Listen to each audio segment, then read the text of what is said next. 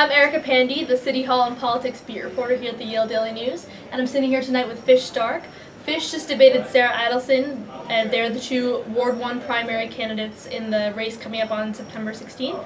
I'm here to talk to Fish a little bit about the issues and get his perspective on tonight's debate. Good to be here with you, Erica, and thank you for having me. Of course. So, my first question for you, Fish, is what's the biggest issue facing New Haven right now? That's a good question. So I think there are two questions in this, right? What is the biggest issue facing New Haven, and what is the biggest issue, facing us in this Ward 1 Alder race? I think there are a couple big issues facing in New Haven right now. You can't put them in silos, right? They all feed into each other. One of the issues is that we have a jobs crisis in this city. We have too many New Haveners who are trained, who are ready to take these jobs, who have been trained through New Haven Works, and who can't find these jobs. They're what you might call stuck in the pipeline. They've been trained, they're ready to be placed, but now we need to find places to hire them. And, we are creating more jobs in this city as job rates are falling in the suburbs. But that prosperity isn't expanding to all New Haveners. We have too many communities in this city, communities like Dixwell, New Hallville, Fairhaven, where folks can't find living wage work.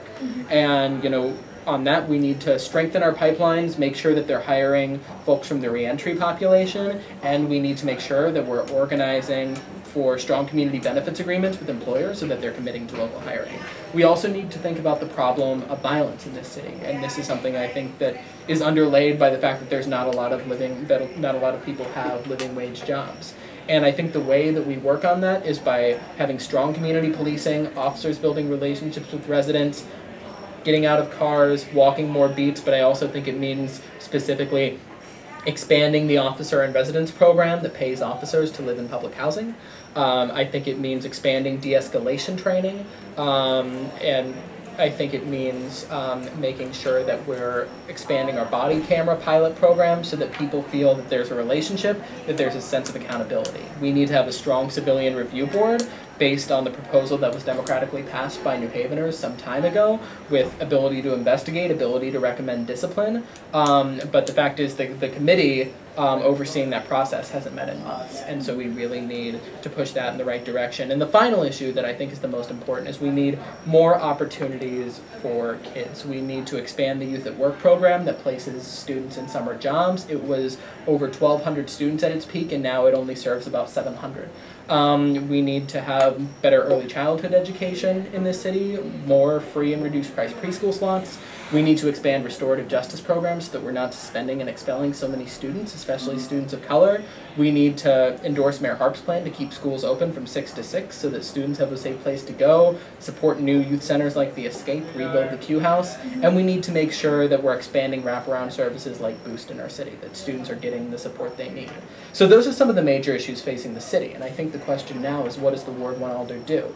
And the Ward 1 Alder in a lot of ways operates like the other members of the Board of Alders. They can support certain policies, they can vote on, they can vote on the budget, they can vote to pass ordinances, but they also have a special role. And that role is, how are we going to engage Yale students in these fights? How are we going to make sure that Yale students are out there standing in solidarity with the community to solve these major issues? So I guess my question to that is, what can you do to get those Yale students to get out there and stand in solidarity with the city residents? Absolutely. So it's a matter of building relationships with individuals, but it's also about building relationships with groups, right? I mean, we were out there at Bulldog Days leading walking tours of downtown. I was leading walking tours of downtown with Blue Haven.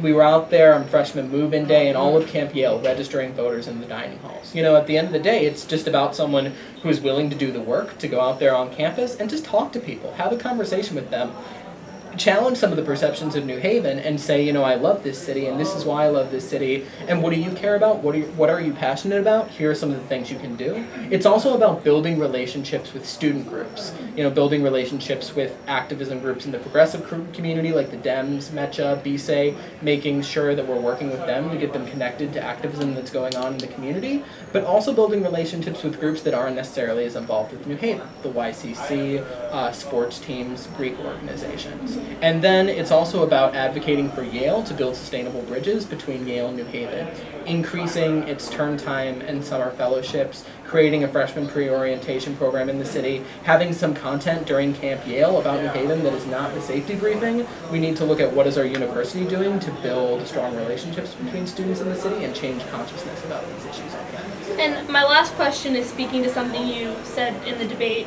You said that the university's commitment to hire 500 New Haven residents was not enough. What would you do to get the university to make a more significant investment in New Haven? Absolutely. I think it's about building student power, and that's something that we want to see that we haven't necessarily seen in the past few years. I think it starts with the baseline of making sure that students care about this city, right, and are informed about the issues affecting working people in the city. Most students don't know that there's a jobs crisis in this city. Most students don't know that so many people in these communities are either unemployed or underemployed, can't find living wage work. And, I think if we have someone that's on campus communicating these facts and engaging people in a conversation about, this being a problem and what role our university has to play, and especially if we're working to engage our progressive community and get all these groups in agreement on these issues, then I think we can start, once we build that consciousness, and once people understand the gravity of these issues and the role our university can play in combating them, the power that we have as the biggest employer in the city, then I think you can start to see a future where the Alder can work to lead students to advocate for our university to be responsible for the community we live in.